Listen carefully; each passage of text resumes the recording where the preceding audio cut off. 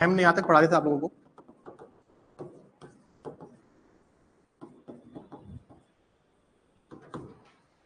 शून्यकर्णिता इधर देखिए, बाद में डिस्कस करना आप लोग। देखिए, हर कॉन्ट्रैक्ट, हर संविदा दो चीज की होती है, या तो वो वॉइड होती है या फिर वॉइडेबल होती है। मतलब या तो कॉन्ट्रैक्ट वॉइड होता है या फिर वॉइडेबल होता है। कॉन्ट्रैक्ट का बेसिक सिद्धांत समझिए, कॉन्ट्रैक्ट हमेशा या तो वॉइड होते हैं या फिर वॉइडेबल होते हैं। लेकिन अगर मैं आपसे एक दूसरे शब्दों में कहूं तो कभी भी कॉन्ट्रैक्ट जो है ना सर, वो वॉइड नहीं होते। आप लोगों ने तो पढ़ा होगा अब तक कि कॉन्ट्रैक्ट क्या होते हैं, शून्य होते हैं। पर लेकिन कॉन्ट्रैक्ट कभी शून्य नहीं होते। जैसे बाकी लोग कहेंगे आपको, जैसे कॉन्ट्रैक्ट है, कोई भी संविदा है, या तो वो वॉइड होगी या फिर क्या होगी, वॉइडेबल होगी। या तो संविदा शून्य होगी या शून्य करणीय होगी। समझना बात, कंसेप्ट यहां छुपा हुआ है। कंसेप्ट कहां छुपा हुआ है, यहाँ पे। या तो कॉन्ट्रैक्ट वॉइड होता है या फिर वॉइडेबल होता है। मतलब कोई भी संविदा या तो शून्य होगी या फिर शून्य करणीय होगी। लेकिन अगर मैं आपसे कहूं कि कॉन्ट्रैक्ट कभी भी वॉइड नहीं होता, कॉन्ट्रैक्ट कभी भी क्या नहीं होता, कॉन्ट्रैक्ट कभी भी वॉइड नहीं होता। वॉइड हमेशा क्या होता है, एग्रीमेंट। एक शब्द है, आप डेफिनेशन क्लोज निकालिए एक बार, एक चीज दिखाऊंगा मैं आपको।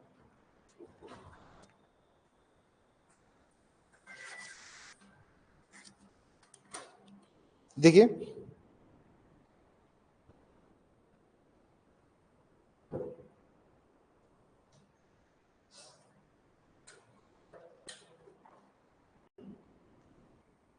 इसमें देखिए, जे पढ़िए,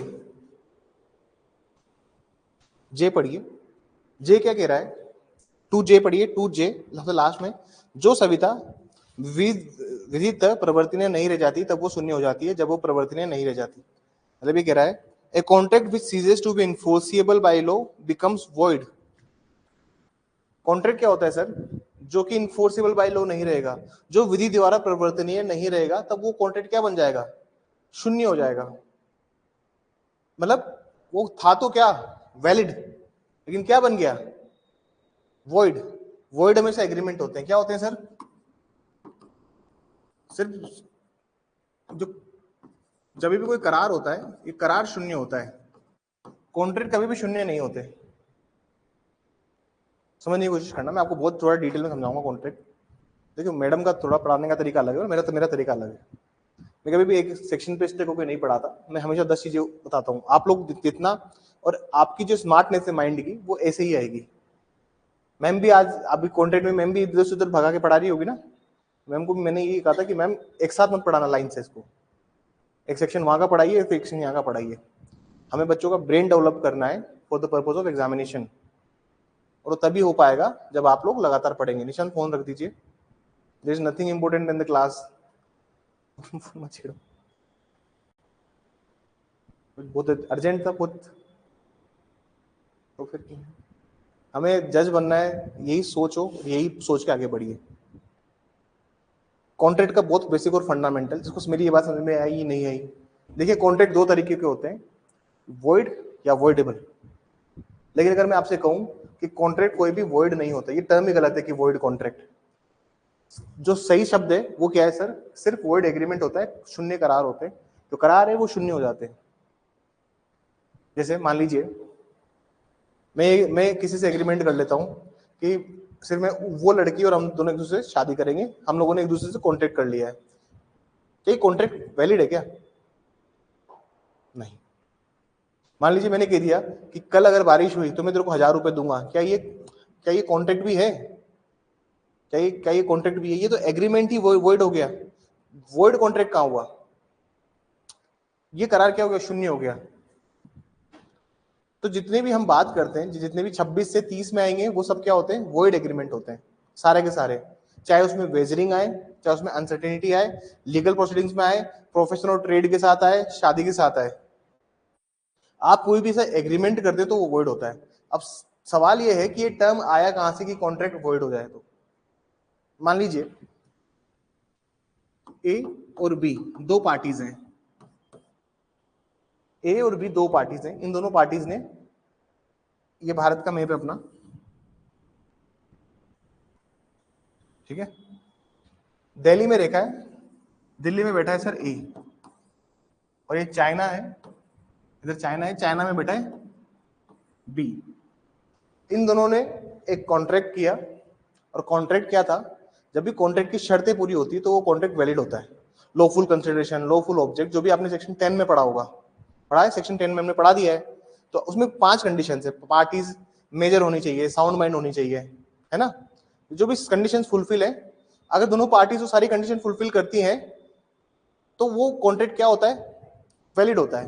तो सर इस condition at the given point of time the contract is valid. इनके बीच में कॉन्ट्रैक्ट क्या था कि मेरे को वहां से 1000 फोन चाहिए, अपनी खुद की ब्रांडिंग का, कंपनी का नाम लगा के, लोगो लगा के, मुझे वो स्मार्टफोन सेल करने मार्केट के अंदर। तो बी जो है वहां से क्या क्या काम करता था, 1000 phone, 5000 phone, 10,000 phone, according to market ये भेजता रहता था। बात समझ में आई? अब आगे सुनिए,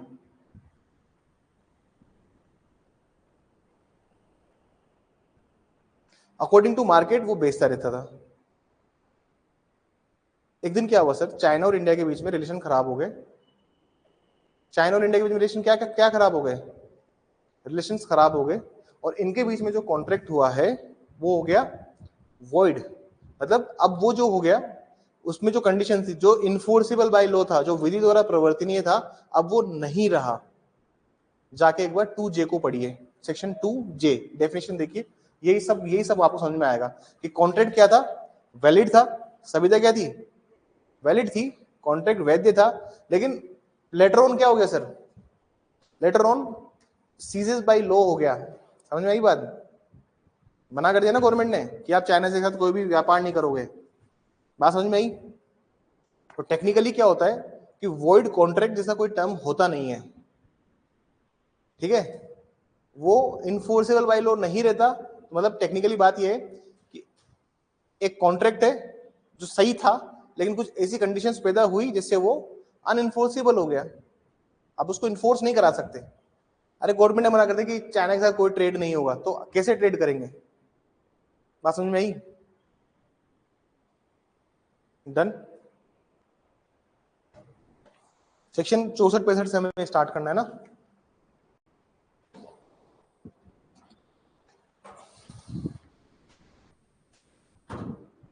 वॉइडेबिलिटी, शून्य करनीयता।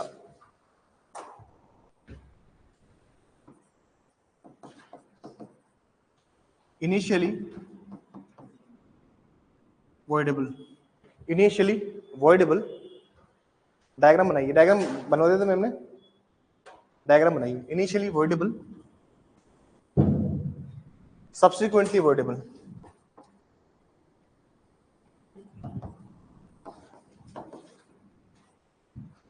Initially voidable, subsequently voidable. कोई बात नहीं, दोबारा बना दीजिए। Section 19A,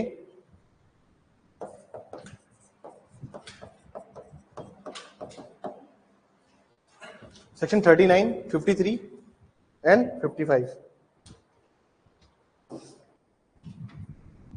39, 53, 55, 19A। बात समझ में आई? इनिशियली वॉइडेबल मतलब प्रारंभ से ही शून्य।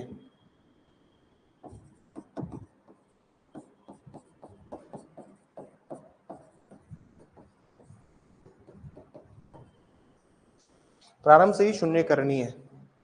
सब्सिक्वेंटली मतलब पश्चातवर्ती,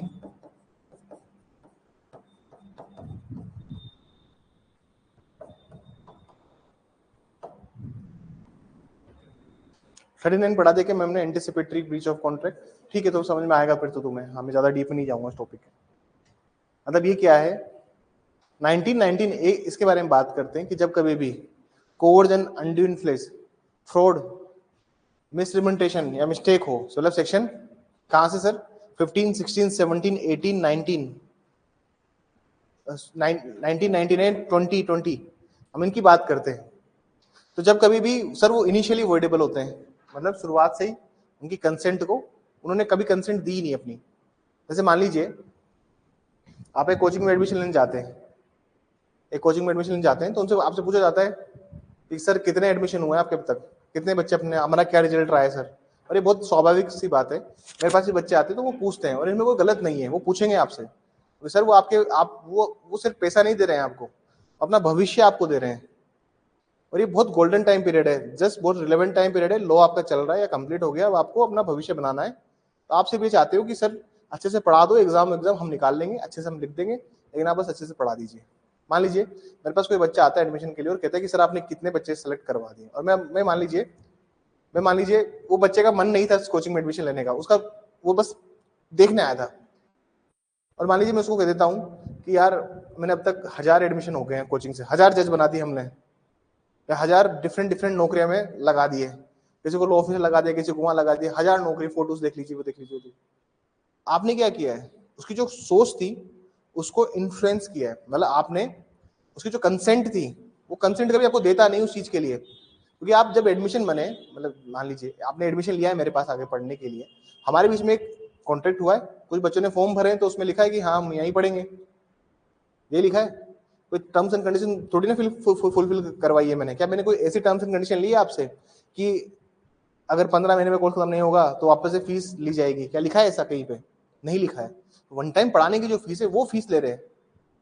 मान लीजिए आपको एडमिशन नहीं लेना था, लेकिन आपने 1000 सिलेक्शन फोटोज देख के आपको लगा कि यार जयपुर में अगर कोचिंग चला के खोल के बैठा है तो यार definitely there must be something, तो आपने एडमिशन ले लिया वहां पे। जो आप नहीं लेते क्या? नहीं लेते। लेकिन आपकी जो कंसेंट थी, आपकी जो सहमति थी, उसको प्रभावित किसने किया? उनके द्वारा बोले गए शब्दों ने, जो फ्रॉड उन्होंने किया है। एक बार सेक्शन देखिए आप, मैं आपको वो लाइन दिखाता हूँ स्पेसिफिक। क्योंकि आपके साथ क्या हुआ है, आप कभी चाहते थे क्या उनकी कोचिंग में एडमिशन लेना जाके? तो आपसे क्या हो गया सर, आपकी सोच को प्रभावित किया है सिर्फ ऐसा बोलने से। देखिए एक बार सेक्शन 13 देखिए, 14 देखिए, 14 देखिए, सेक्शन 14 कॉन्ट्रैक्ट में आपको समझ में आएगी वो बात जो मैं समझाना चाह रहा हूँ आपको। ये कह रहे हैं सर कंसेंट फ्री कभी तभी कही जाएगी, मतलब अगर आप सम्मति देते हो, सम्मति तभी स्वतंत्र कही जा सकती है जब वह प्रभावित ना हो इनके द्वारा। किसके द्वारा? इनके द्वारा। जो 5 पॉइंट्स हैं, मतलब consent is said to be free when it is not caused by, इनके द्वारा प्रभावित ना हो। और जो 5 पॉइंट्स दिए हुए ना सेक्शन 14 में, लास्ट वो लाइन पढ़िए आप क्या बोल रहा है। Consent is said to be so caused when it would not have been given but for the existence of such coercion and, मतलब ऐसा है कि आप सम्मति नहीं करते अगर आपके साथ ये सब काम नहीं होता। तो आपने सोच समझ के तो एडमिशन लिया ना। लेकिन अगर आपको फिल्म सी या फिर वो पिक्चर दिखा दी है लार्जर देन लाइफ वाली, अरे मैं भी चाहूँ तो किसी बच्चे को भी लार्जर देन सोसाइटी पिक्चर दिखा सकता हूँ ना। हमारे पास इतने एडमिशन है, इतने बच्चे, इतने ये हैं। लेकिन प्रॉब्लम क्या है ना, सिर्फ सब चीजों से ये ऑर्गेनिक ग्रोथ नहीं होती किसी भी ऑर्गेनाइजेशन की। बात समझ में आ रही है? ये ऑर्गेनिक ग्रोथ नहीं है। अगर आपको लॉन्ग टर्म में एक अच्छा नाम कमाना है तो शॉर्टकट लेना बंद कीजिए लाइफ में। क्या क्या बंद कीजिए? शॉर्टकट लेना। एलएलबी का एग्जाम में बाबेल से पढ़ लिए। बात समझ में आ रही है? कभी एग्जाम नहीं निकलेगा, और निकलेगा तो कभी अच्छे स्टूडेंट नहीं बनोगे, क्योंकि तुम्हारी जो फंडामेंटल सोच है वो क्रक हो चुकी है। मेहनत कीजिए, हार्डवर्क कीजिए। लॉन्ग टर्म अगर सफलता चाहिए आपको तो आपको सीधे रास्तों पे चलना पड़ेगा। समझ में आई बात? तो यहाँ पे जो बात बोली गई है इनिशियली वॉइडेबल, मतलब शुरुआत से ही वॉइडेबल है। मतलब कोई भी पार्टी चाहे तो जाके बोल सकती है ना कि सर फीस वापस करो, मूर्ख बना रहे हो ना, फ्रॉड करते हो, कपट करते हो हमारे साथ। बात समझ में आ रही है? तो आप चाहो तो शून्य करा सकते हो 19 और 19 में भी। दूसरी बात, सब्सिक्वेंटली वॉइडेबल मतलब क्या होता है? सर शुरुआत में सब कुछ ठीक था, जैसे आपका एडमिशन ले लिया कि हमारे पास में बहुत अच्छी अच्छी फैकल्टीज है, शुरुआत में बहुत अच्छा था, लेकिन बाद में आपको पता चल रहा है कि यार यहाँ तो कुछ नहीं है। जैसे अभी कुछ कोचिंगों में हंगामा हुआ फैकल्टीज के नाम पे। शुरुआत में दिखाया कि हमारे पास ये फैकल्टी, हमारे पास वो फैकल्टी है। अपने इधर नहीं होता लोगों में, अब तो आईआईटी और नीट वगैरह की कोचिंग होती है ना, उनमें ज्यादा है ये सब चीजें, क्योंकि उसमें क्या होता है, फैकल्टी का एक नाम होता है, सर्टेन रेपुटेशन होती है। तो देखिए लॉ में कुछ नहीं है, तुम लोग भी थोड़ा पढ़ लोगे अच्छे से मन लगा के तो तुम लोग भी मुझसे ज्यादा जान जाओगे। सब्सिक्वेंट वर्डेबिलिटी का मतलब शुरुआत में ठीक था, बाद में खराब हो गया। समझ में आई बात? 39, 53, 55 ये हो चुका है यहाँ तक, डन। इनिशियली सब्सिक्वेंट वर्डेबल मतलब शुरुआत में सब ठीक है, बाद में क्या हो गया, वर्डेबल हो गया। वैसे चाइना वाला एग्जांपल जो दिया मैंने आपको, शुरुआत में सब ठीक था, बाद में एक पार्टी चाहे तो उसको जाके डिक्लेयर करवा दे। ये बात समझ में आई? अब 64 में आते हैं। सेक्शन 64 बोलता है कि कॉन्सिक्वेंसेस क्या होते हैं वॉइडेबल कॉन्ट्रैक्ट के, उसके क्या परिणाम होते हैं, उसके क्या कॉन्सिक्वेंसेस होते हैं, ये बात करता है 64। 64 इस बारे में बात करता है कि मान लीजिए अगर कभी भी किसी पार्टी ने अगर उसको वॉइडेबल कराना चाहता है, शून्यकरणी करना चाहता है, जैसे वॉइडेबल के भी बहुत सारे ऑप्शन है सर। हर कॉन्ट्रैक्ट वॉइडेबल नहीं होता है, हर कॉन्ट्रैक्ट वॉइडेबल नहीं होता है।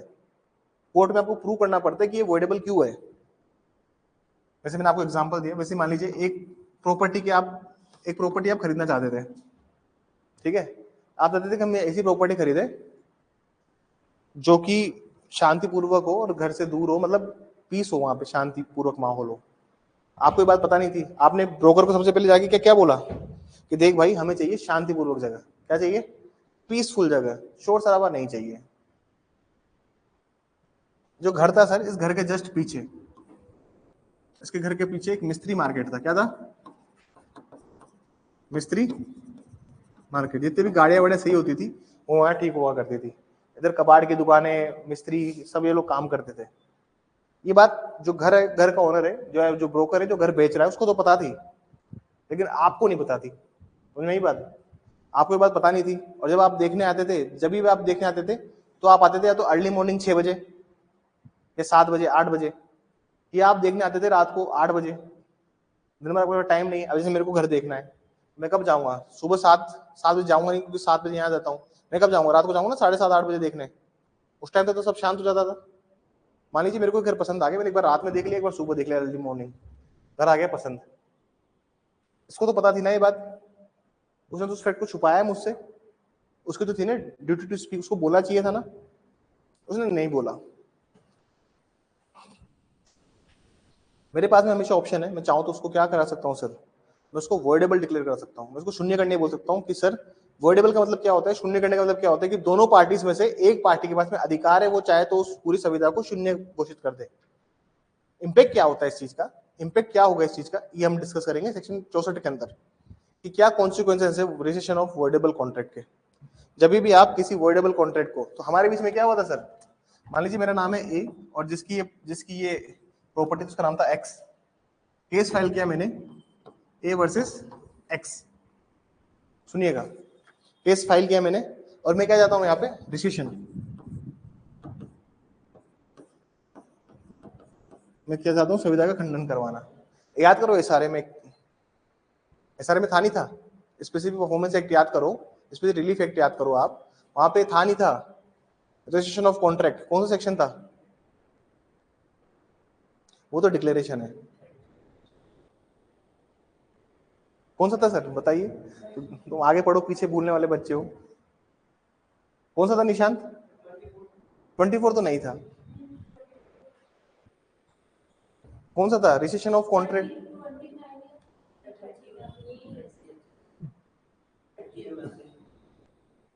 जाके बच्चे क्या बोलते हैं, कौन सा रजिस्ट्रेशन का?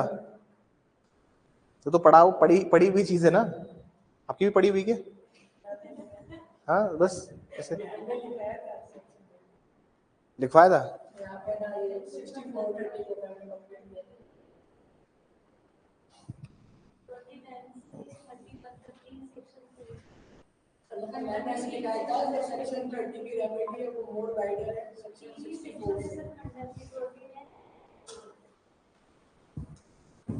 मैं इसे देख लूंगा यार, तुम लोग मुझे कंफ्यूज कर रहे हो, मुझे तो पता ही है कौन सा है, लेकिन गलत बोलने से अच्छा मैं एक बार देख ही लूँ ना।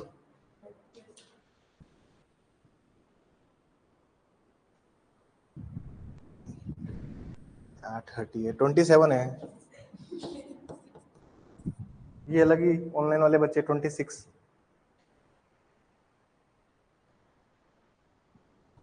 26 में तो रेक्टिफिकेशन है, वही तो मेरे को, तुम लोग भी कंफ्यूज करते हो मुझे।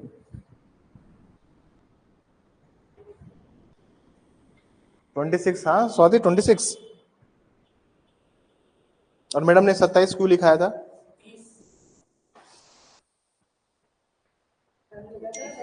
चलो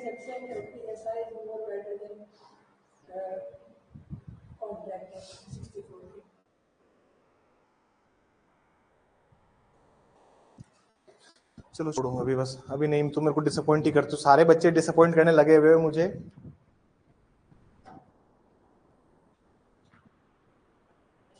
कॉन्फिडेंस देखो। चलो कोई बात नहीं, याद नहीं तो। हाँ सर, तो कौन सा सूट फाइल करेंगे अपन? रजिस्ट्रेशन ऑफ कॉन्ट्रैक्ट, संविदा को खंडन करने का सूट फाइल करेंगे। और कोर्ट क्या करेगा सर? कोर्ट क्या करेगा? वॉइडेबल डिक्लेयर करेगा उसको।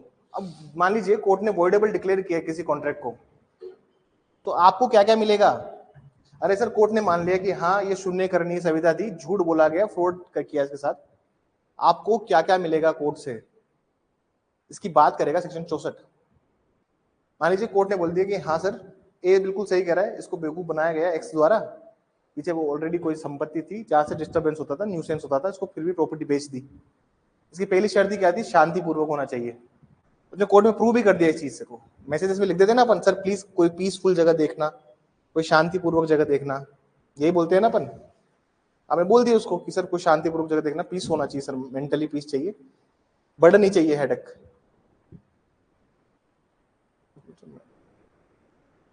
ना समझ में आई? अब आगे की कहानी सुनिए। यहां तक की प्रॉब्लम जो थी वो, अब कॉन्सिक्वेंसेस क्या होंगे, कोर्ट आपको क्या ग्रांट करेगा, उसके बारे में बात कर रहे हैं। सेक्शन 64 में कुछ डिक्टेशन करवाया मैम ने? कहां तक करवाया एक बार बता दीजिए।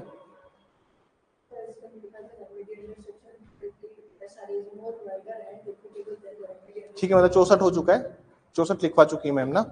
हम बात करते हैं 65 की। 64 करवा चुकी है मैम। 64 में बस इतना सा समझ लीजिए कि जिस भी पार्टी को अधिकार है संविदा को शून्य करने, डिक्लेयर करने का, मतलब जिसकी पार्टी के पास में राइट है to declare such contract voidable, तो उसके पास में दो राइट होते हैं। पहली बात तो राइट ही होता है कि सर सारी जो भी चीज है उसको रिस्टोर की जाए, रिस्टोरेशन होना चाहिए। रिस्टोर मतलब जितनी भी चीज उसने ली है उसको वापस से दी जाए। एक बार निकालिए सेक्शन 64, सेक्शन 64 निकालिए एक बार। 64 क्या लाइन बोलता है इसके रिगार्डिंग, देखिए। When a person at whose option a contract is voidable resigns it, the other party thereto need not to perform any promise therein contained in any which he is the promiser. The party residing a voidable contract shall he had received any benefit thereunder from a party such contract restore such benefit to the person from whom it was received. ये बात करता है sir, जितना भी अगर आपने benefit लिया है, जितनी भी सारी चीजें ली है, आप उसको वापस रिस्टोर करोगे। लेकिन सेक्शन 30 क्या बोलता है वो सुनिए। सेक्शन 30 बोलता है कि अगर आप रजिस्ट्रेशन करा रहे हो और रजिस्ट्रेशन कराने के बाद में आपको वो प्रॉमिस परफॉर्म करने की जरूरत नहीं है। मान लीजिए कोर्ट से आपने कैंसिल करवा दिया। रिस्टोरेशन का मतलब यहाँ पे ये है, वो समझना एक बार।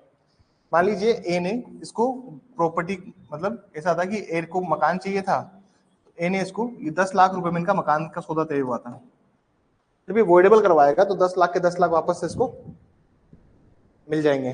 ठीक है, यहाँ पे तो सिर्फ रेस्टोरेशन का जिक्र हुआ है, लेकिन अगर आप एसआरए में जाएंगे तो एसआरए में कॉम्पनसेशन भी आप क्लेम कर सकते हैं। क्या कर सकते हैं? वहां पे आप प्रतिकर भी मांग सकते हैं। सेक्शन 64 जो है वो तो सिर्फ आपको क्या बोलता है, सेक्शन 64 सिर्फ आपको ये कह रहा है कि आप क्या करेंगे सर, जितना भी आपको लाभ हुआ है, जितना भी आपको फायदा हुआ है, आप उसको क्या कर देंगे? प्रत्यावर्तित कर देंगे। क्या कर देंगे? प्रत्यावर्तित। लेकिन एसआरए में अगर आप जाएंगे तो वहां पे क्या हो जाएगा? वहां पे कॉम्पनसेशन भी होगा। ये बात समझ में आई? रजिस्ट्रेशन के साथ में आपको कॉम्पनसेशन भी मिलेगा, ये एसआरए में बोला गया है। समझ में आई? अगर आप चाहें तो कॉम्पनसेशन भी मांग सकते हैं। जैसे ए को मान लीजिए जितनी भी मानसिक पीड़ा हुई, मेंटल हरेसमेंट हुआ, इसका मेंटल मानसिक क्षति हुई, तो जितनी भी उसको जो चीजें हुई है उसको भी क्लेम कर सकता है इन टर्म ऑफ सेक्शन 64। बात समझ में आई? 64 थोड़ा वाइड है, वो बात भी समझना। ठीक है, अगर कोई भी एडवांस है, कोई भी चीज उसको दी हुई है तो उसको वापस से वो चीज प्रोवाइड करनी पड़ेगी। डन? एसआरए में, क्योंकि यहाँ पे कॉम्पनसेशन का जिक्र नहीं है, यहाँ पे प्रतिकर की बात नहीं है, लेकिन एसआरए में जाना पड़ेगा आपको एसआरए का प्रोसेस दिखा देता हूँ। कौन सा है? 21 तो है ही, 21 तो जनरल प्रोविजन है। देखो रिसेशन में कहीं दिया हुआ है क्या?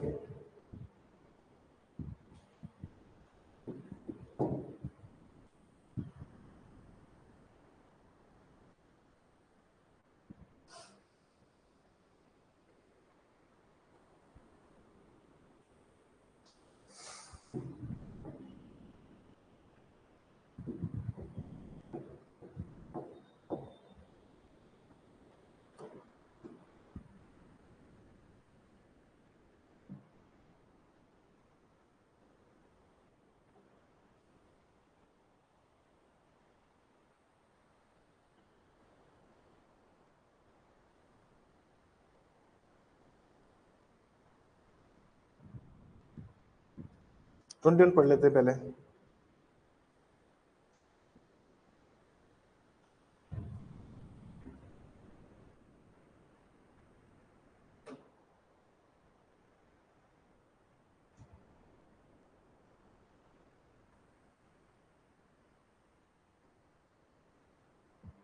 बहुत सारे क्लोज खुल गए क्या?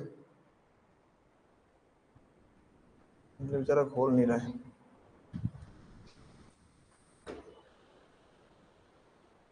ये स्पेसिफिक परफॉर्मेंस से डील करता है क्या सिर्फ? जैसे स्पेसिफिक परफॉर्मेंस से ही डील करता है बस, है ना? किससे डील करता है? सेक्शन 21 किससे डील कर रहा है? सिर्फ और सिर्फ ये संविदा के विनिर्देश पालन से ही डील कर रहा है, ना कि रिसेशन से।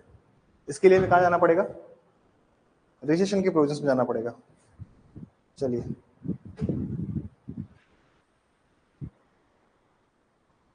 when rescission may be granted or refused,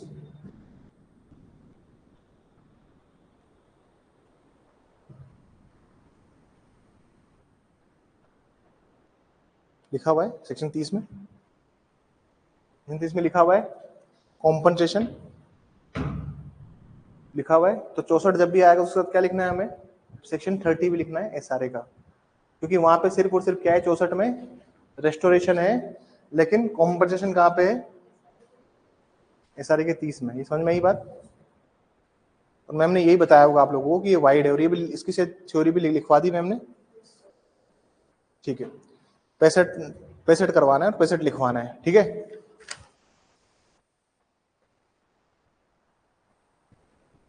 65 की बात करते हैं। 65 भी करवा दिया है। 65 भी करवा दिया है क्या? लेकिन फिर भी मैं रिपीट करता हूँ, लिखवाऊंगा नहीं, सुन लो बस, समझ लो।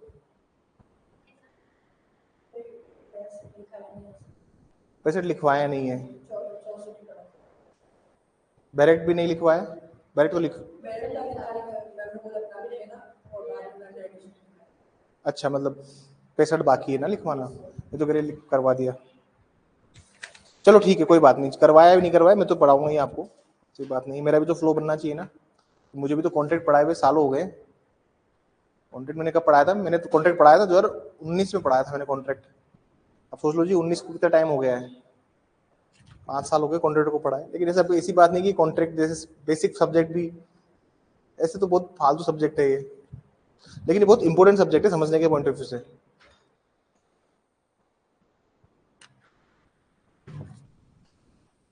स्वाधिकरण लिखवा भी दिया है, चलो कोई बात नहीं, लिखवा दिया तो भी अच्छी बात है, नहीं लिखवाया तो भी अच्छी बात है।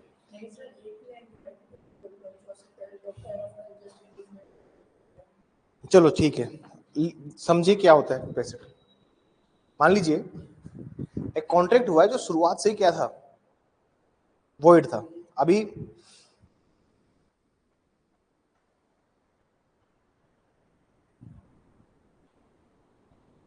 पैंसठ जो है ना सर, वो वॉइड एग्रीमेंट में इन्वोक नहीं होता। कहां पे इन्वोक नहीं होता? अगर आपने वॉइड एग्रीमेंट किया है ना, आपने क्या किया है सर? 65 वॉइड एग्रीमेंट में नहीं होता। कहां नहीं होता? वॉइड एग्रीमेंट में नहीं होता। ये होता है कहां पे?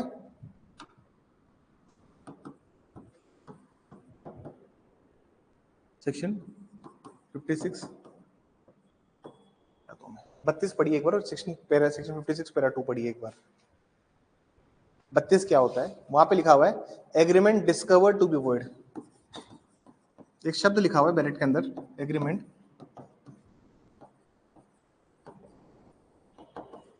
डिस्कवर्ड टू बी वॉइड, और दूसरा लिखा हुआ है contract becomes agreement discovered to be void और कॉन्ट्रैक्ट बिकम्स वॉइड।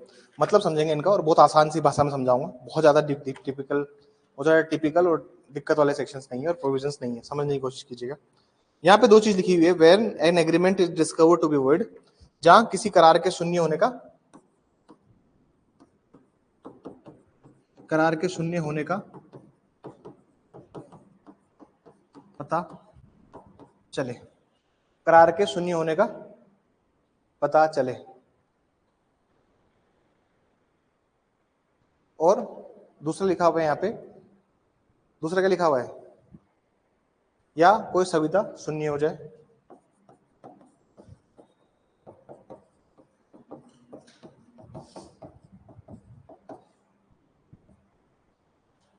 कोई संविदा क्या हो जाए, शून्य हो जाए। तो मतलब कहने की बात है और समझने की बात इसमें यह है कि मान लीजिए इसमें हमें पढ़ना है सेक्शन 32 और 56 का। डॉक्ट्रिन ऑफ फ्रस्ट्रेशन नहीं हुआ ना इस क्लास में, हो गया, ठीक है, हम पढ़ेंगे उसको भी रिसेंट क्लासेस में।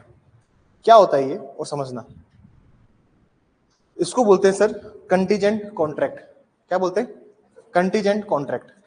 कंटीजेंट कॉन्ट्रैक्ट क्या होता है उसको देखिए और समझिए। कंटीजेंट कॉन्ट्रैक्ट क्या होते हैं इसको एक बार देखिए और समझिए।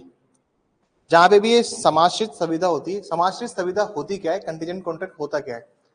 सर आपने इंश्योरेंस देखा है, इंश्योरेंस होता है, बीमा निगम, ठीक है, जितने भी बीमा होते हैं, इंश्योरेंस, तो ये सब इंश्योरेंस कंटीजेंट होते हैं। क्या होते हैं ये सारे, कंटीजेंट होते हैं, समाश्रित होते हैं। अभी कैसे होते हैं,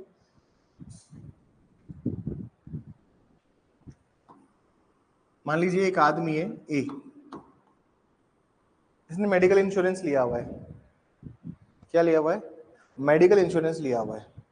मेडिकल इंश्योरेंस जो भी उसने लिया है सर, वो मेडिकल इंश्योरेंस का उसने एग्रीमेंट कर लिया कि जब कभी मैं बीमार पड़ूं, मुझे जरूरत हो, तो फलाना फलाना इंश्योरेंस कंपनी मेरा पूरा खर्चा उठाएगी और ये प्रीमियम भरता है उस चीज का। बात समझ में आ रही है, he continuously fulfilling the premium. Insurance में एक प्रीमियम की अमाउंट होती है, जैसे प्रीमियम की अमाउंट तय करती है बहुत सारी चीजों में। जैसे आपकी उम्र क्या है जब आप स्टार्ट कर रहे हैं, जैसे आप 21, 22, 23 साल की उम्र में इंश्योरेंस ले रहे हैं, हेल्थ इंश्योरेंस, तो बहुत सस्ता प्रीमियम, महंगा प्रीमियम नहीं है, क्योंकि उनको पता नहीं कि आप जिंदगी भर ये पैसा भरोगे, साल का 12-15 हज़ार रुपये आप जिंदगी भर भरोगे, तो उनके वो पैसे रिकवर हो जाएंगे उस चीज से, ठीक है ना।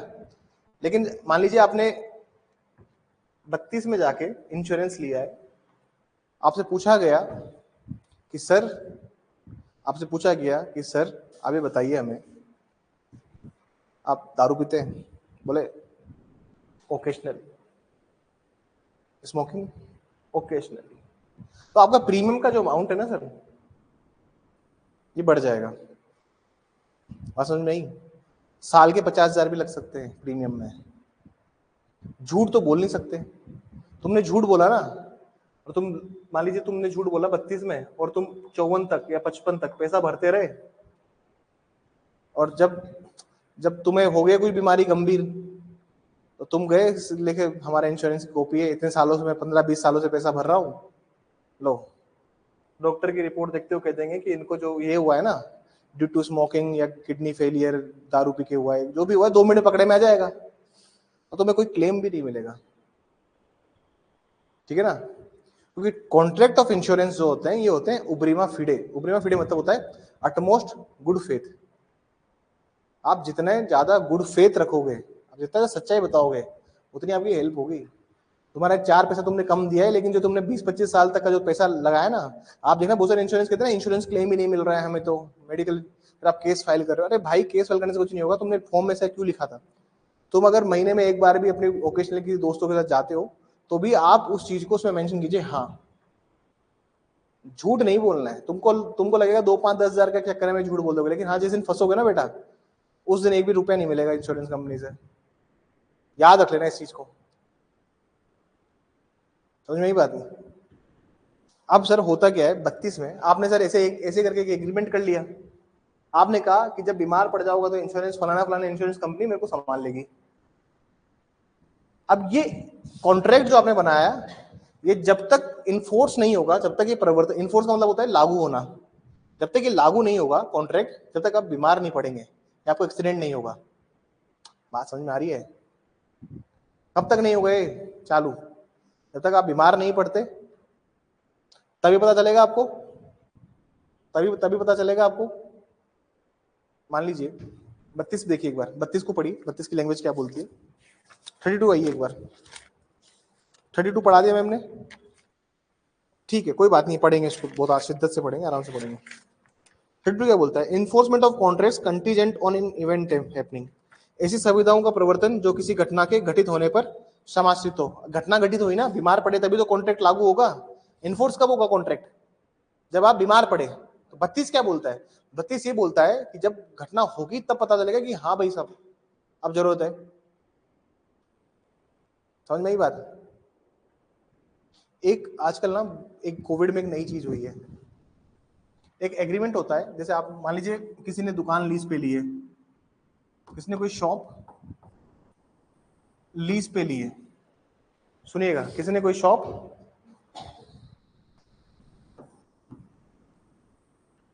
This is the entire shop, entire shop का मतलब ये शॉप लीज पे लिए, दिस इज लीज एग्रीमेंट। भाई सब लीज पे लिए, लीज के लिए आपने वो कर लिया।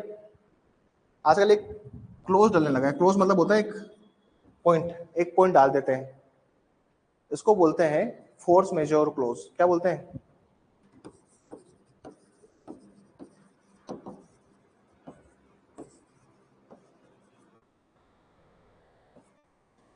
ये क्या होता है? इसमें आप वो चीज लिख सकते हैं कि अगर दुकान रहती है बंद, दंगे में, भूकंप में, बाढ़ में, लॉकडाउन में, आगजनी में, किसी में भी अगर दुकान बंद रहती है फॉर मोर देन 15 डेज, महीने में 10 दिन के ऊपर अगर दुकान बंद है किसी भी वजह से, तो उस महीने का जो रेंट होगा ना वो हाफ लगेगा। क्या लगेगा? अभी कोविड चला था, आप सोचो 8-9 महीने तक लॉकडाउन था, कैसे रेंट निकले होंगे लोगों के? I was in Delhi that time, और मेरा तो मकान मालिक था, मेरा रेंट जो था वो 9,000 रुपये था। कितना था? 9,000 रुपये रेंट था 2019-20 में। मेरा जो रेंट था दिल्ली में वो 9,000 रुपये था। अच्छा था मेरा लैंडलॉर्ड, तो उसने हाफ कर दिया था, 4,500 रुपये देता था मैं उसको विदाउट एनी एग्रीमेंट। लेकिन वहीं पे आपने प्रॉपर्टी कोई बैंक लिया हुआ है, अभी आईसीआईसीआई वाले जितने भी प्रॉपर्टी लेते हैं ना बैंक वाले, उन सब में ये क्लोज डालते हैं, फोर्स मेजोर क्लोज। इससे क्या होता है? इनका प्रॉपर्टी बचती है। 32 भी वही है ना सर, ये क्लोज, ये जो एग्रीमेंट का क्लोज इन्होंने डाला है, ये इन्फोर्स कब होगा? जब लॉकडाउन लगेगा। 32 ही हुआ ना ये फोर्स मेजोर क्लोज जो है ये वही तो है भाई। जब लॉकडाउन लगा तभी पता लगेगा कि हाँ भाई ये प्रवर्तन ही है, इन्फोर्सेबल है या नहीं है। बात समझ में आ रही है? तो जो सेकंड पॉइंट हम लोगों ने पढ़ा यहाँ पे कि contract becomes void, contract becomes void, ये बात उस कंडीशन की भी करता है, ये बात उस कंडीशन की भी करता है जब मान लीजिए शुरुआत में पता नहीं था आपको, लेकिन पता कब लगा? जब चीजें हो गई नहीं हो गई। शुरुआत में कहा था हेल्थ इंश्योरेंस मिलेगा, ये सब मिलेगा, कुछ नहीं मिला। पार्टी जाएगी नहीं जाएगी सर डिक्लेयर कराने वॉइड? तो कुछ नहीं दिया सर। हाँ प्रीमियम भर रहे, मोटा बात, बहुत हेवी प्रीमियम भर रहे हैं हम, और फिर भी कुछ नहीं मिला। उसमें लिखा हुआ है, उसमें क्या लिखा हुआ है? उसमें ये चीज लिखी हुई है कि अगर दुकान का किराया आधा कर दिया जाएगा इन कंडीशंस में। समझ में आई बात? अगर पार्टी नहीं मान रही है तो वॉइड कराना पड़ेगा ना आपको। वॉइड हो जाएगा नहीं हो जाएगा? बहुत सारी कंडीशंस में होता है। बात समझ में आई? जैसे मान लीजिए एक कॉन्ट्रैक्ट किया पार्टीज ने, एक कॉन्ट्रैक्ट किया, बोला कि एक पार्टी थी इंडिया में, एक पार्टी थी चाइना में।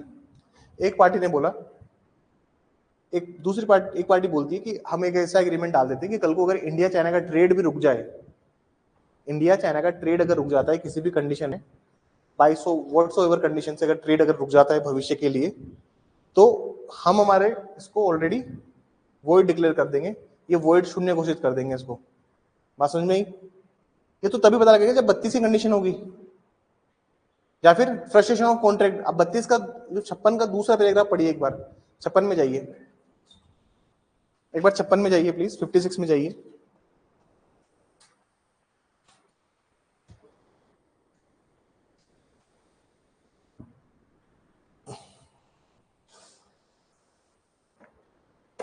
इसको बोलते हैं डॉक्ट्रिन ऑफ फ्रस्ट्रेशन।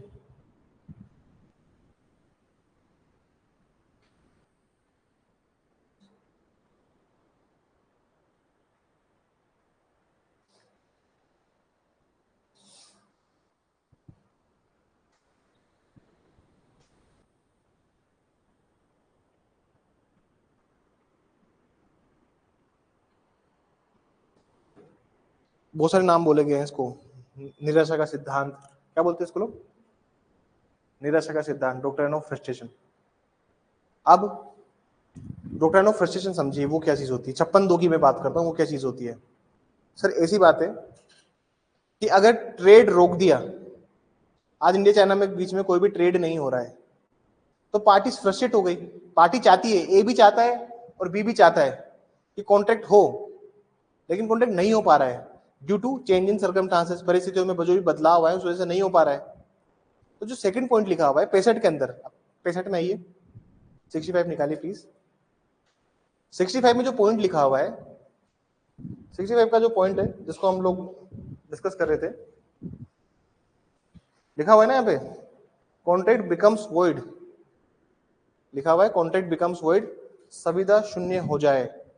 तो संविदा जो थी वो शुरुआत में ठीक थी, बाद में क्या हो गई, शून्य हो गई।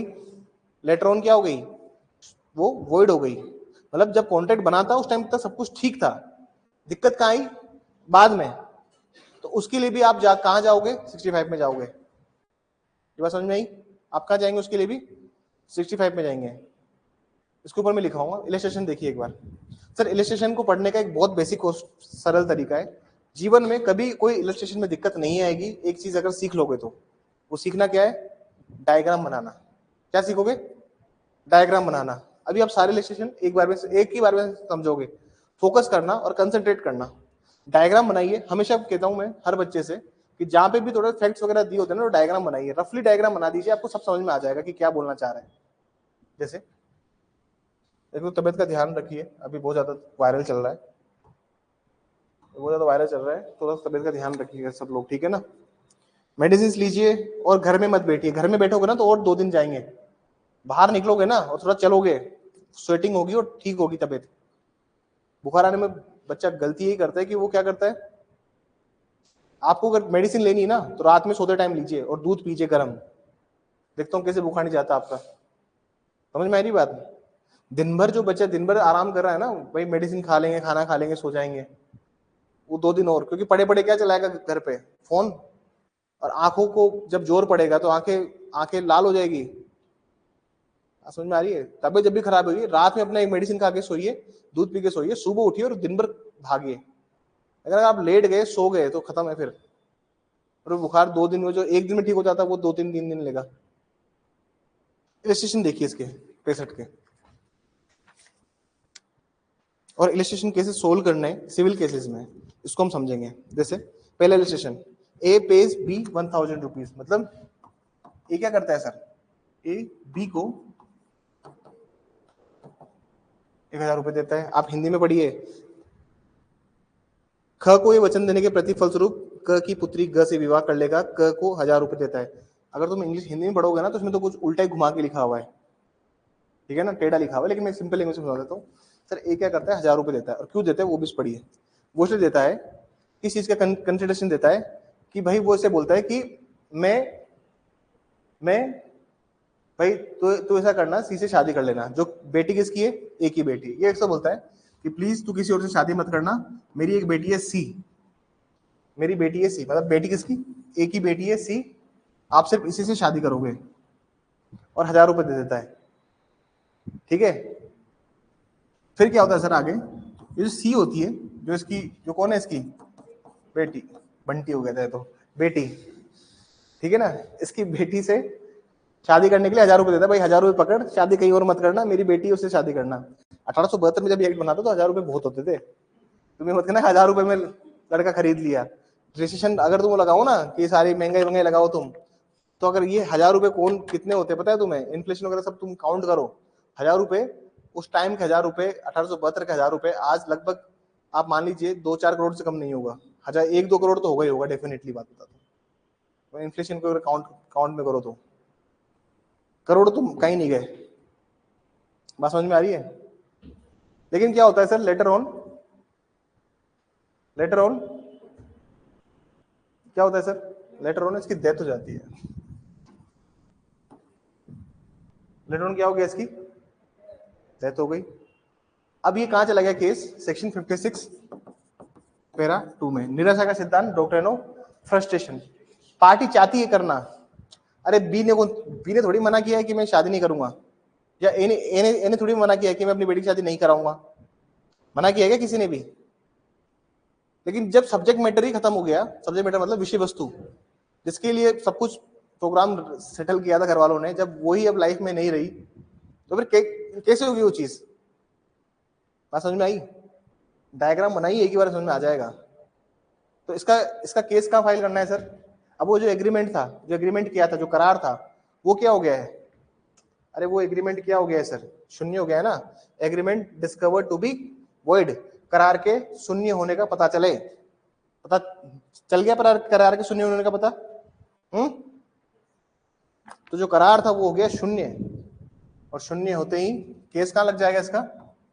सेक्शन 65 में। 1000 रुपए के लिए लेगा ना सर, कल को बी मना करता है 1000 रुपए नहीं दूंगा। बात समझ में आई?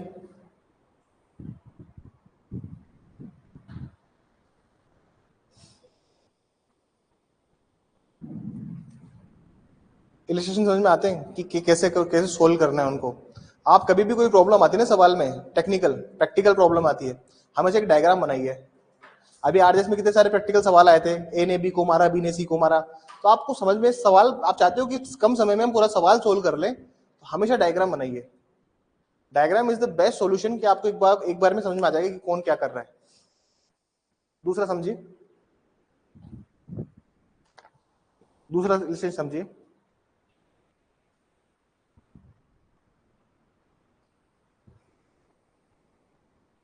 जैसे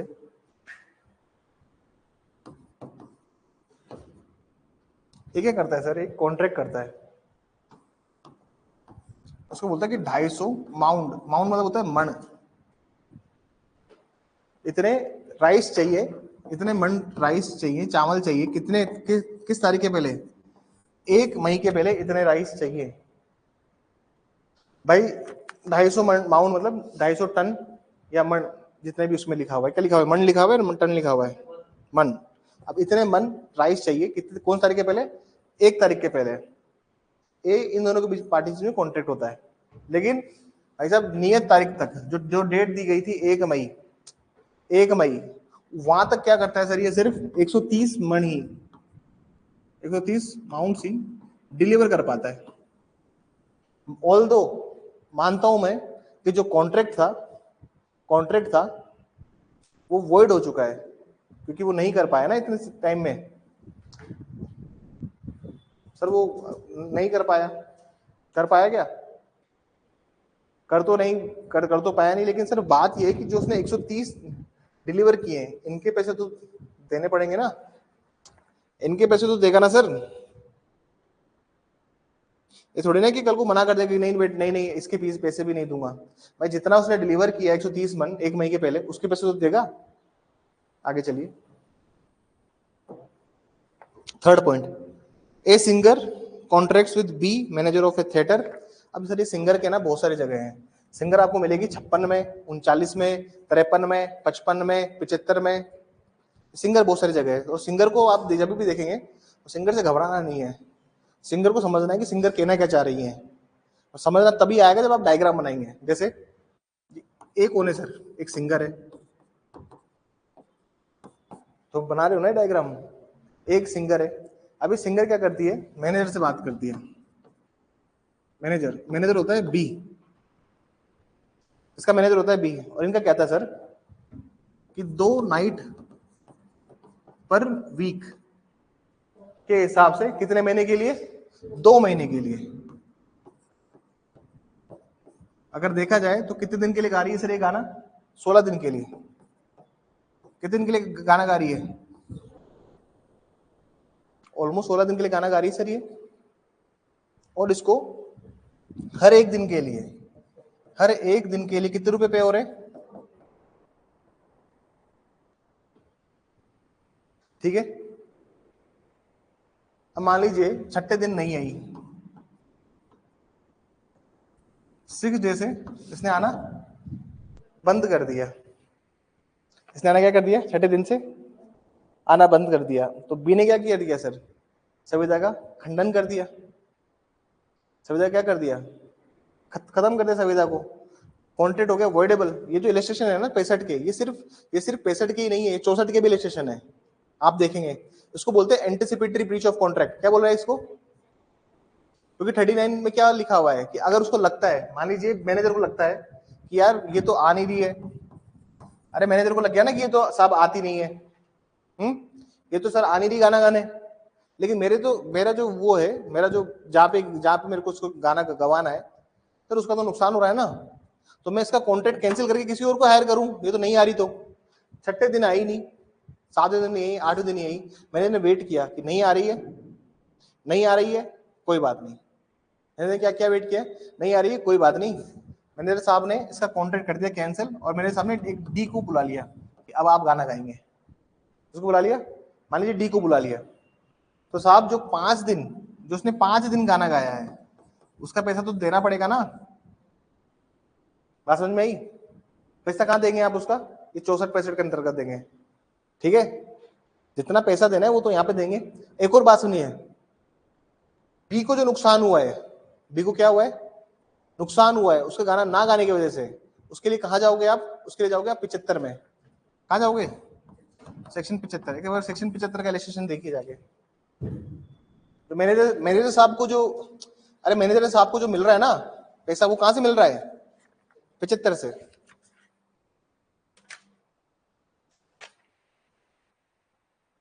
लिखा हुआ है B is entitled to claim compensation for the damages we he sustain through the non fulfilment of contract. Last line पढ़िए 75 के रजिस्ट्रेशन की लास्ट लाइन। ख को उस नुकसान के लिए प्रतिकर का दावा करने का हकदार है जो उस संविदा के पूरा न किए जाने के पर उसने उठाया है। तो आपको समझ में आई कि अगर कॉन्ट्रैक्ट फुलफिल नहीं हुआ है विद द गिवन टाइम, तो उसके लिए रेमेडी कहाँ है, यहाँ पे। ये लिस्ट समझ में आया। अगर सर ए को 5 दिन का पैसा लेना है, सिंगर को 5 दिन का पैसा लेना है, तो 64-65 में जा सकती है और अकॉर्डिंगली पैसा मांग सकती है। बात समझ में आ गई। कल को बी अगर ये बोल देती है कि मेरी तो गाना गाने की इच्छा थी, लेकिन मेरा गला खराब हो गया था बहुत ज्यादा, मेरे को इन्फेक्शन हो गया था गले में, तो अल्टीमेटली कॉन्ट्रैक्ट क्या हो गया है, वॉइड हो गया है ना। अल्टीमेटली कॉन्ट्रैक्ट क्या बन गया है, तो मैं 75 में चला जाऊंगा, जितना भी पैसा मेरे को वहां से लेना है मेरे को वहां से मिल जाएगा। बात समझ में आई। बोल सकते ना सिंगर कि मेरा गला खराब था इसलिए मैं नहीं आ पाई, और सूचित भी इसलिए नहीं कर पाई क्योंकि मैं जहां रहती थी वहां पे कोई था नहीं जो बोलने आ जाए आपको ऑन माई बिहाफ। समझ में आई। लेकिन जो बेचारा मैनेजर है उसका भी तो नुकसान हुआ ना तेरे चक्कर में। सब तेरे को सुनने आते हैं, अरे होता है ना कि आप कभी किसी क्लब में गए हो तो वहाँ पे सिंगर आते हैं, सैटरडे संडे को क्या होता है ना, वीकेंड पे सिंगर वगैरह आते हैं, गिटार विटार लेके अपना गाना वाना गाते हैं। जयपुर में तो हर क्लब में हो गया आजकल ये सिस्टम, किसी भी क्लब में चले जाइए सब रात को सिंगर बैठ के गाना गाता रहता है, दर्द भरे नगमे। तो आप देखेंगे कि ये चीजें होती है। यहां तक क्लियर है सिस्टम, समझ में आया मतलब पूरा। एक और रिलेशन है इसका, डी रिलेशन। लास्ट रिलेशन यही क्या, ठीक है लास्ट वाले पे समझते फिर आज क्लास यहीं खत्म करते हैं। डी देखिए ऐसा होता है सर, जो ये ए है, ये ए क्या करता है सर, एक सिंगर है, कौन है ये। अब इसको क्या होता है सर, सिंगर को बी इसको गाने के लिए 1000 रुपए एडवांस देता है, भाई तू गाना गा, भाई तू गाना गा, चमकीला टाइप है, ठीक है ना, तू गाना गा तू, 1000 रुपए ले ले एडवांस और तू गाना गा। सर जो ए है ये बहुत ज्यादा बीमार पड़ जाता है। क्या पड़ जाता है ए? बहुत ज्यादा बीमार, प्रिपेयरिंग टू एक्सपोर्ट नहीं, बहुत ज्यादा बीमार पड़ जाता है।